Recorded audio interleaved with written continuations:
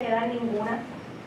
Bueno, y una cosa muy interesante, bueno, se quitó el concepto de proporción y afortunadamente se permite un contrato atípico que durante muchos años estuvo rigiendo en el derecho de la práctica cubano, que era la permuta con donación. Yo no sé si a los aquí presentes les suena a alguno la permuta con donación, pero fue una cosa que inventó la necesidad cubana. Usted quería que alguien adquiriera la propiedad y usted hacía permuta con donación, se jugaba con 3 casas. Esto ahora es legal. Y otra cosa interesante que también se ha producido en materia de modificaciones es que la permuta permite compensación.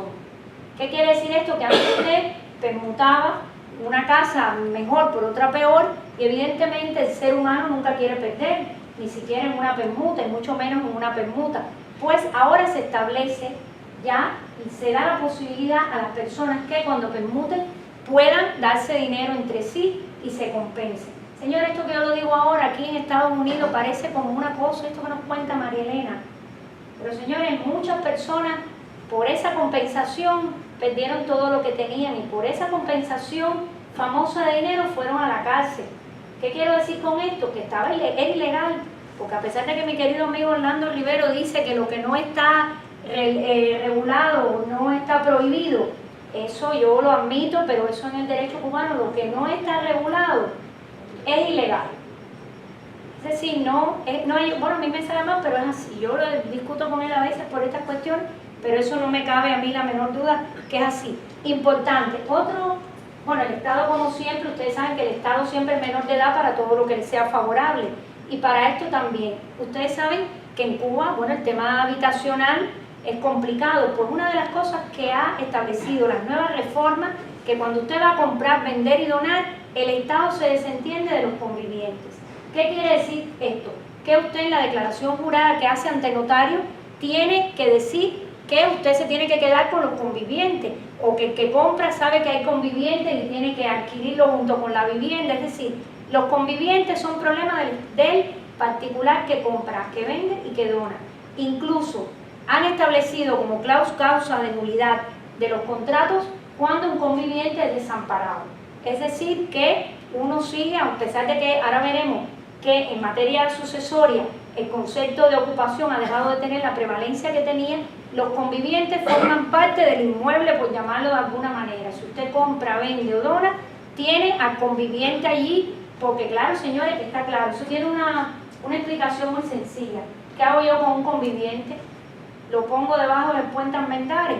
Pues en algún lugar lo tengo que dejar, y esas son las características que tiene en este caso el tema de los convivientes. Más cosas interesantes. Bueno, se paga impuestos. Eso yo cuando estudié, pues, en el último año de allá, cuando los últimos años pusieron tributario, porque en Cuba no se pagaba impuestos. Es decir, yo me aprendí los impuestos cuando llegué a España, que tuve que hacer mi primera declaración de la renta, porque en Cuba no había sistema tributario, un sistema de impuestos para los particulares.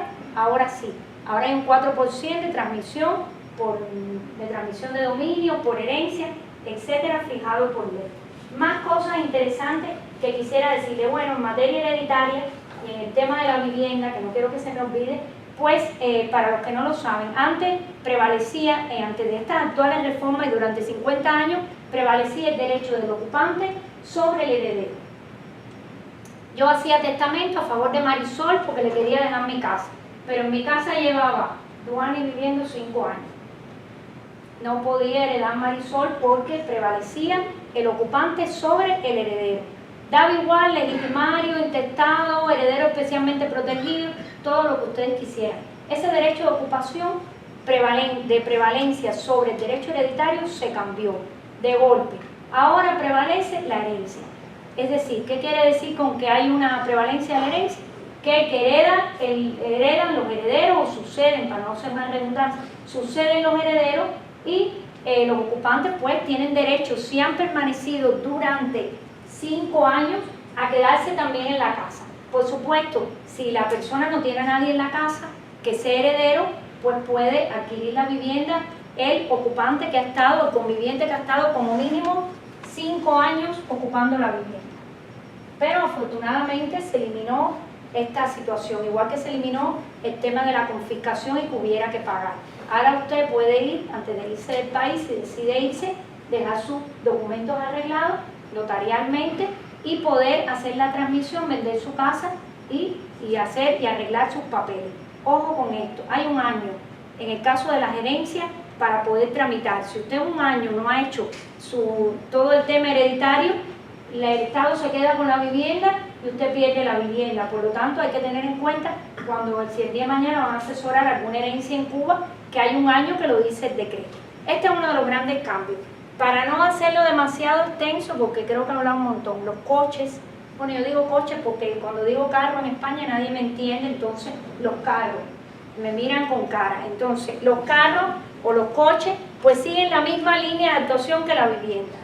El mismo tratamiento, flexibilidad, se pueden comprar, se pueden donar. Y ustedes, volvemos otra vez, y ustedes dirán, bueno, esto que nos dice María Elena, un coche, qué barbaridad. Bueno, pues sí, también. Yo recuerdo que muchas personas utilizaban para poderse comprar una moto, ya no digo un coche, una moto, determinados documentos notariales para poder hacer la transmisión. Es decir, yo recuerdo, y los que han ejercido aquí, que hay unos cuantos que han ejercido, de que una persona para poder tener su moto tenía que hacer testamento, el propietario de la moto, darle un poder, bueno, una cantidad de cosas para heredar una moto que a lo mejor se estaba cayendo en pedazos. Afortunadamente ahora se puede comprar, se puede vender y se pueden hacer todo este tipo de actos con los carros, con las motos. Bueno, camiones creo que no se pueden comprar. Las personas naturales no pueden tener camiones porque lo leí, me llamó la atención. Es decir, que si ustedes pretenden en Cuba manejar un camión, no, porque solo está a favor de las personas jurídicas. Y me quedan dos cositas interesantes. El registro de la propiedad. La verdad que yo pensé cuando vi la norma del registro de la propiedad, que es otra de las grandes modificaciones, se ha organizado el registro de la propiedad. La verdad que tengo que decir que la norma ha quedado muy clarita, muy estructurada, sin embargo, tiene algunas cosas que a mí me llaman la atención. Eso ya lo trabajaré en otro momento porque es un tema que a mí me interesa. Porque, señores, ustedes no sé si lo saben, y me imagino que lo saben, que en el derecho a registrar, por lo menos el derecho en los sistemas de corte latino, como tiene el español o como tiene el cubano, primero en tiempo, primero en derecho. El que primero inscribe tiene mejor derecho que el que inscribe posteriormente. Pues entonces hay algunas notas sobre este registro de la propiedad que a mí me han llamado la atención. La primera es que le han dado la posibilidad o le han dado la tarea, por llamarlo de alguna manera, al registrador de la propiedad que haga las actas de reparcelación en Cuba. Yo no doy crédito a eso, lo leí, lo consulté hoy por la mañana con algunos amigos que son abogados en España, pero yo nunca había visto que un registrador de la propiedad sea el que tenga que entrevistar a las personas que van a reparcelar, a los dueños de los predios. Pues eso no es la tarea que tiene el registrador de la propiedad. Otra cosa, ¿quiénes tienen acceso a pedir los documentos en el registro? Limitado taxativamente. Se establecen en la ley los supuestos de las personas que pueden solicitar servicios de notas simples informativas, que son un acceso abierto y público a cualquier persona. Y muy interesante, todo lo que sea antes de 65, el registrador de la propiedad cubano no puede pedir ninguna certificación. No me pregunten qué pasó en el 65 porque era muy pequeña, no lo sé, pero si usted pretende, pero me lo puedo imaginar, si usted pretende antes del 65 pedir una solicitud, una nota simple informativa, prohibido. Y otra cosa que me ha llamado la atención del registro de la propiedad, interesante también, es todo el conjunto de cosas que tiene que hacer el pobre señor registrador cuando detecte que alguien que ha venido a inscribir a su registro hay determinada ilegalidad con la vivienda. Es decir, lo tiene que comunicar y todo a la fiscalía. Ahí tengo el decreto, por si a alguien le interesa, con el modelito de registrador policía, el cual usted tiene que enviarle una información determinada a la fiscalía para el tema de la vivienda o de la tierra o lo que sea. Me ha llamado mucho la atención, ahí lo tengo. Esas son algunas cosas sobre el registro de la propiedad. Podrían haber muchas más, pero esta esencialmente. Bueno, y el tema de los créditos. Los créditos, por supuesto, se establecen para hacer muchas cosas. También se le puede cancelar o revocar el crédito a la persona. Y aquí, como ya dije anteriormente, me llama la atención mucho el tema de la hipoteca. La hipoteca que solo se puede hipotecar en las casas de veraneo y los solares yermos. Claro, si uno actúa en consecuencia con la idea de que la vivienda es un derecho y que una persona solo puede tener una vivienda, si usted hipoteca su vivienda y luego no le puede pagar al banco, pues entonces tendrá que irse, como está pasando ahora en España, a vivir a otro lugar o se quedará o tendrá que ser embargado o desahuciado. Se ha modificado esta materia en relación a los créditos y se han establecido toda una serie de garantías y también se ha modificado el Código Civil cubano en cuanto a la posibilidad de embargar. Y todas las personas que tienen en Cuba, que han puesto restaurantes, club o lo que sea, todas estas cosas que afortunadamente se están haciendo en Cuba, son sujetas a ser embargadas si luego no se paga y si se ha pedido crédito para eso, porque se suprimió los instrumentos y trabajos del Código Civil y todos estos bienes pueden ser embargables. Y finalmente, los arrendamientos urbanos.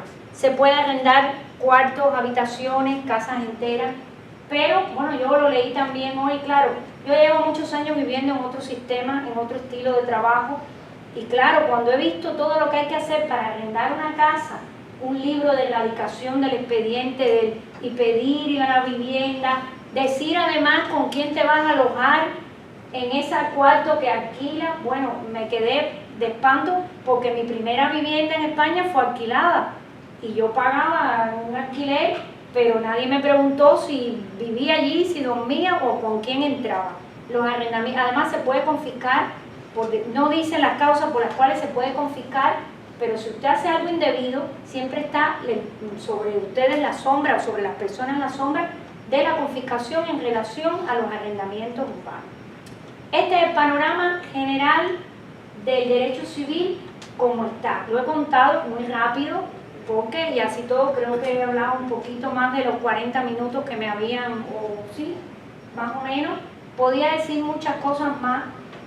Sí voy a decir una cosita al final que la tengo aquí, a veces se me ha quedado algo más de lo que hubiera querido comentarles. Sí, quiero terminar con dos cosas. Primero, porque sé que me lo van a preguntar, ya me lo preguntó el periodista. Si se puede tomar con beneplácito las reformas estas en materia de derecho civil. ¿Qué me estás haciendo con un dedito que no? ¿Que no se pueden tomar con beneplácito? Bueno, luego te dejaré que hable. Si se pueden tomar con beneplácito, bueno, pues si pensamos en lo que ha habido antes y lo que hay ahora, pues sí, yo creo que bien, porque allá hay gente que está viviendo y que por lo menos pueden hacer algunas cosas con sus bienes que antes no se podían hacer. Y yo, como he vivido tantos años, he vivido más años de mi vida allí que en otros lugares, entiendo que poder alquilarse una casita o poder hacer algunas cosas puede dar a lo mejor una falsa expectativa de mejoría, que es lo que sé que me vas a decir, pero no importa, yo creo que las reformas en algún sentido son válidas, en algún sentido podemos luego, pero yo siempre pienso en una frase que dice Mark Twain, que si no existiera, si no hubiera discrepancia no habría carrera de caballo. Por lo tanto, para eso hemos hecho esta actividad, para que todo el mundo piense lo que quiera. Yo creo que si yo viviera ahí estaría un poco contenta. Tampoco soy ingenua para pensar, como ya dije al principio, que estos cambios no deben venir precedidos o no deben venir seguidos de otros cambios, porque, señores, poder hacer esto que yo estoy haciendo hoy, eso no tiene precio. Es decir, eso se llama tener libertad de expresión, poder decir y poderme ir tranquilamente cuando termine, tomarme una copa sin sentirme que alguien me está persiguiendo. Eso se llama libertad, derechos fundamentales, que ustedes saben que, bueno, eso es otro tema, para otro estilo de invitado que puede traer el profesor, que le agradezco mucho. Pero sí, esto te va a encantar, lo voy a leer. Esto es de un señor que se llama Emilio Menéndez Pallí, que ayer hablamos de él, que del 32, fíjate si es viejo.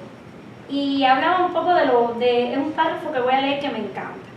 Pero antes de eso voy a decir una cosa que se me ha olvidado decir y que debía haber dicho al principio. Señores, en Cuba no hay tripartición de poderes, ni ejecutivo ni legislativo, hay un solo poder, no nos engañemos. Y al no haber tripartición de poderes, pues todo es un poder omnipresente, omnipotente, que todo lo controla. Por eso en cada legislación de esta que yo he dicho, si me han atendido, y creo que me han atendido, siempre aparece de alguna manera la palabra control, autorización, siempre hay un resquicio. Y entonces, claro, yo digo, bueno, yo que para alquilarme un cuarto en mi casa no le tengo que pedir permiso a nadie, porque para eso lo pago. Claro, cuando leo estas cosas, eso está. Pero comparado, si lo comparamos con lo que teníamos, hombre, pues sí, mucho mejor, pero no es a lo que queremos. Ahora voy a leer lo que dijo este señor en el 32 de la maravillosa colección que me ha enseñado mi amiga Marisol, que tienen aquí abajo en el FAYU, que es una maravilla, de derecho cubano. Y este señor en el 32 ya decía, y esto me encantó, y habla del Estado de Derecho. Ya formulado el Estado en esta forma más humana y salvado el abismo tradicional entre gobernantes y gobernados, de déspota a intruso, el Estado se toma en el moderador de los intereses generales y particulares, y su intervención es la garantía aún de los derechos privados, que sin este órgano de ejecución no tendrían más que un valor potencial. Concebidas así las relaciones del derecho y el Estado, no puede considerarse extraño a ninguna manifestación jurídica y siempre como el supremo órgano del derecho. Por eso yo creo que, para finalizar mi intervención, yo creo que, ¿qué quiso decir este señor? Que sin Estado de Derecho no hay nada. Y por eso lo he puesto y lo voy a poner ahora a partir de ahora en todo lo que diga, y no solo aquí, en cualquier parte del mundo. Y para finalizar, de todas maneras, yo sí creo, para cerrar estas ideas, que con lo que tenemos podemos ir reconstruyendo un futuro. Y antes de terminar, había pensado leer algo de José María Loinás, pero no. He pensado dedicarle a los aquí presentes, lo voy a leer porque no soy capaz. Iba a decir poetisa, pero mi primo Carlos Covilla me regañaría, de Mirta Aguirre, una poetisa que me gusta más, cubana, que escribió una cosa muy linda y que se la voy a dedicar a usted, que dice: todo puede venir por los caminos que apenas sospechamos. Todo puede venir de dentro, sin palabras o desde fuera, ardiendo, y romperse en nosotros inesperadamente o crecer como crecen ciertas dichas, sin que nadie lo escuche. Y todo puede un día abrirse en nuestras manos con risueña sorpresa, o con sorpresa amarga, desarmada, desnuda, con lo triste de quien se ve de pronto cara a cara a un espejo y no se reconoce, y se mira los ojos y los dedos, y busca su risa inútilmente. Y es así, todo puede llegar de la manera más increíblemente avisorada, más raramente lejos, y no llegar llegando y no marcharse, cuando ha quedado atrás y se ha perdido. Y hay para ese encuentro que guardar amapolas, un poco de piel dulce, de durazno o de niño, limpia para el saludo. Muchas gracias.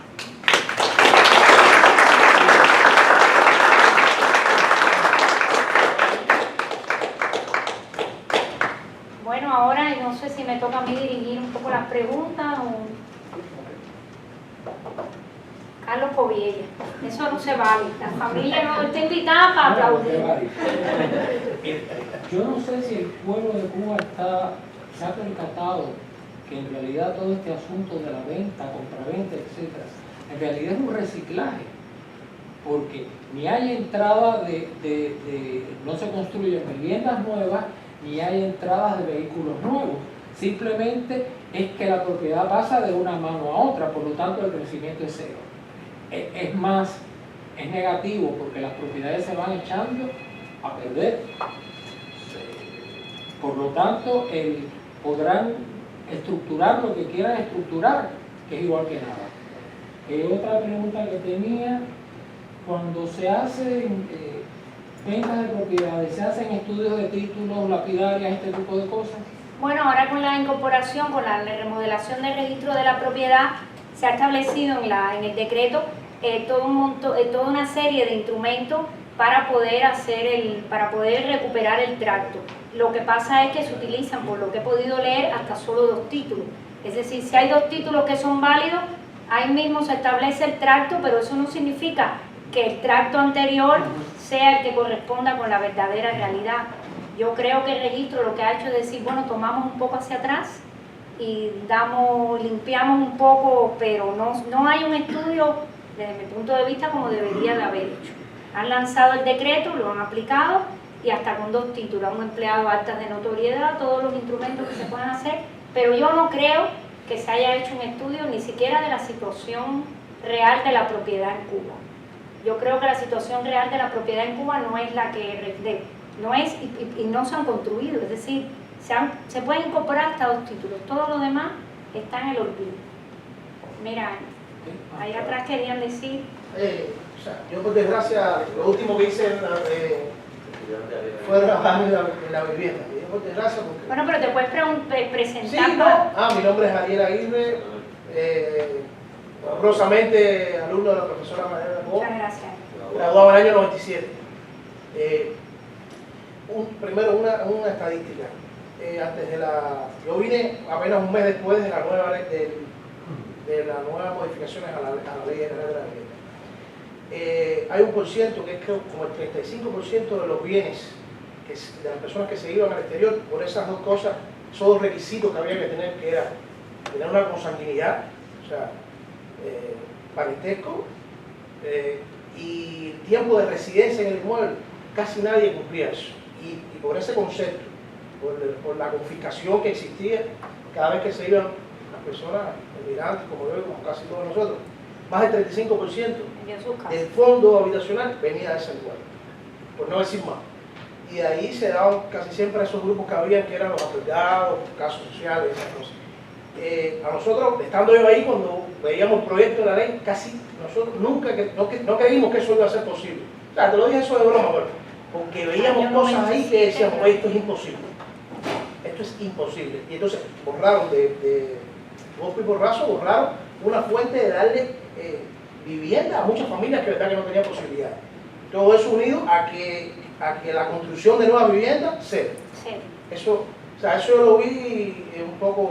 Y lo otro, en cuanto a lo que decía del registro de la propiedad, yo creo, comentábamos que a ellos lo que les interesaba más era que las viviendas se inscribieran en el registro de la propiedad para saber qué tenían y quién lo tenía. Muchas veces esa información del tracto registral se hacía por expedientes básicos de la vivienda que no existían, porque es lógico. Cuando se hacía algo malo, lo primero que se desaparecía era el antecedente ese. Tú llegabas ahí y entonces ese tracto no existía y lo que le importaba era inscribirlo por primera vez. No importa quién fuera, no importa quién... Pero fíjate, permiso que te interrumpa, a raíz de lo que dice Ariel, yo me leí para la conferencia un estudio que hizo un arquitecto sobre la situación del país en cuanto a vivienda. Y bueno, todo el mundo lo sabe, que eso para nadie es extraño, que solamente los mantenimientos de vivienda eran zonas de interés como La Habana Vieja, determinadas zonas, porque todo lo demás se está cayendo. Y Varadero no se podía construir ni se podía pedir permiso, no daban licencias para construirla. Y tú creo que trabajaste también en esa zona y también en la vivienda, ¿fue o no? No, yo era abogada. Entonces, es decir, que lo que ha dicho Carlos, realmente lo que se está haciendo efectivamente es un reciclaje. Las casas que es lo mismo que había, tú te vas y se queda y la coge el otro, efectivamente. No hay una política que yo sepa de construcción, de remodelación, de una continuidad en cuanto ahora, bueno, pues que la gente se apañe como puede y que arregle sus casas como pueda con estos famosos créditos que ya veremos, porque los créditos, bueno, pues, a ver, Gema, se presentan para que como lo están grabando. Bueno, mi nombre es Gema Martínez, soy abogada cubana, alumna de la profesora Mariela Cobo, y sí trabajé algunos años como abogada de un bufete colectivo, como dicen en Cuba, y hice mucho civil y conozco todo esto muy bien de las permutas con donación y todo aquello ilegal y bajo mucha persecución, esa es la palabra, sí. Que hoy está abierto y que es un poco controversial para nosotros, pero no es menos cierto que también es un poco de apertura, aunque no te guste la palabra, o algo de cambio, o una esperanza para un cambio futuro mayor, para los que viven allí, que desgraciadamente muchos no pueden salir y otros tienen que estar allí, han nacido allí. Es un tema un poco controversial. Pero mi pregunta es, me llama la atención cómo el registrador hoy tiene que ser como un policía, ¿no? Porque claro, la supuesta apertura todo está controlado, como nos decían, ¿no? Y también el notario tiene esta función de policía para poder inscribir sus escrituras, para poder hacer todos estos trámites. No, el notario se ha quedado... Como hacíamos antes, porque aquello era terrible. En cuanto al notario, o sea, lo han dejado un poco en paz porque claro, el notario es un fedatario público que da fe de lo que tiene y bueno, pues con los documentos que le aportan la gente, pues el notario pues hace sus autorizaciones y sus escrituras que ellos sepan. Pero el registrador no, en estas normas y procedimientos para la organización y funcionamiento del registro de la propiedad, que hubo unas primero en el 2005 y ahora hay unas en el 2007, aunque creo una mano levantada por ahí que a lo mejor pueda aportar sobre este tema del registro, porque para esto es este tipo de actividad, pero el pobre registrador, además de registrar lo que tiene que inscribir o las inmatriculaciones, hay algunos artículos, tiene, a ver si lo encuentro, donde aquí está, dice el artículo 21.1, te lo voy a leer porque además lo tengo aquí marcado porque me llamó la atención. El registrador, si al calificar el título y la documentación que le ha sido presentada, comprueba o presume que existen ilegalidades, bueno, esa palabra la odio, deniega la inscripción, haciendo contar estas circunstancias en el libro diario de erradicación y lo comunica por escrito a la Dirección Municipal de la Vivienda y a la Fiscalía Municipal a los efectos procedentes, utilizando para ello el modelo que está aquí. Entonces, pero aún más, tiene además que convocar al titular del inmueble y a cuantas personas procedan para tomarles declaración a los efectos de sustanciación de cualquier particular de la solicitud presentada. Igualmente puede designar un funcionario para tomar declaración. Yo en mi vida he visto que el registrador de la propiedad, personalmente, tenga que indagar sobre uno. Si usted, como el principio de calificación registral, el registrador califica los documentos, incluso puede calificar hasta la capacidad de los otorgantes y le devuelve la escritura al notario y le dice, aquí no se inscribe. ¿Por qué no se inscribe? Y para eso hay toda una serie de recursos para impugnar las decisiones, las calificaciones del registrador. Pero de ahí que el registrador tenga que tomar declaración, perseguir las ilegalidades, es que eso, por eso es que cuando yo me pongo a estudiar profundamente, que empiezo a irme de la superficie, como se estudian las cosas, de lo más a lo menos empiezan a aparecer, que yo digo, hombre, pero ¿cómo le pueden poner al registrador de la propiedad? Por eso te digo que es una especie de función policial. Y además la palabra ilegalidad, no la ponga, pon otra cosa, di que cuando sé más inteligente, que para eso eres jurista. No vuelvas la fiscalía otra vez la ilegalidad. Si estás intentando recuperar el tracto, pues entonces busca manera. Si ahora pues, entonces ¿qué vas a hacer? Quien compró antes de promulgar esto, que compró bajo esas supuestas ilegalidades, ¿ahora qué vas a hacer con él? Lo detiene, o qué norma le aplicas, porque es que la idea es que la gente pueda disponer libremente, hacer uso de las tres facultades del derecho de propiedad, la utendi, fruendi y disponendi. Me había levantado la mano, ¿qué señor era? No. Arce. No, quería hacer... Preséntate, René, porque yo te conozco de Facebook. Asesor agrícola internacional. Quiero hacerte un comentario de una cosa que viví en el año 1959 allá en Cuba. El caso del profesor doctor Ponce de León, que era profesor de la cátedra es decir, la Facultad de Ciencias de la Universidad de La Habana, que tenía una casa en Santo Suárez, en La Habana, y tenía una finca de recreo allá en Campo Florido. Se dicta la primera ley de reforma agraria esta primera ley de reforma agraria, ¿qué hace? Que empieza entonces a confiscar todas las tierras que había, es decir, que se le da un derecho constitucional al INRA, al Instituto Nacional de la Reforma Agraria, para que confisque todo lo que estime conveniente en función del desarrollo agropecuario del país. Y entonces al doctor Ponce de León le confisca esa finca, que era una finca de recreo. Por lo tanto, ahí se ve cómo se rompe el derecho jurídico de la propiedad casi desde el año 1959. Ahora, el otro problema es el siguiente, que hay una cosa aquí que piensan mucho los cubanos que están aquí en Miami, es que si se podrán recuperar esas fincas el día de mañana, se podrán recuperar cosas el día de mañana, o eso queda al olvido. Doctora, quisiera que usted me explicara. Esa pregunta es de bola de cristal. Eso es, si yo tuviera esa respuesta, querido amigo Arce, yo fuera millonaria, porque me iría de aquí, me pondría en un lugarcito y ya. Yo, la verdad, ¿tú quieres ayudarme, Javier, a responderla? Sí. ¿O tú también vas a poner la bola de cristal? No, con eso, una de las... Pero hay que presentarse. Javier Ojeda, abogado en Cuba, exalumno de de Magdalena Cobas. Cuando estaba allá, justo cuando yo era estudiante, fue cuando se empezó a crear aquí en Estados Unidos el famoso registro de reclamación. Y se creó una comisión con estudiantes que hizo Orlando Rivero, otro profesor allá, donde se estaba haciendo una recopilación y un estudio sobre todas estas reclamaciones de la propiedad que se estaban creando en Estados Unidos. Y hay un principio de derecho de que tú no puedes ir contra terceros, contra aquellos terceros que obraron de buena fe. Entonces, el Estado puede haber confiscado erróneamente, aunque supuestamente dio, en algunos casos, no sé en todos porque no sé las particularidades, el derecho a reclamar.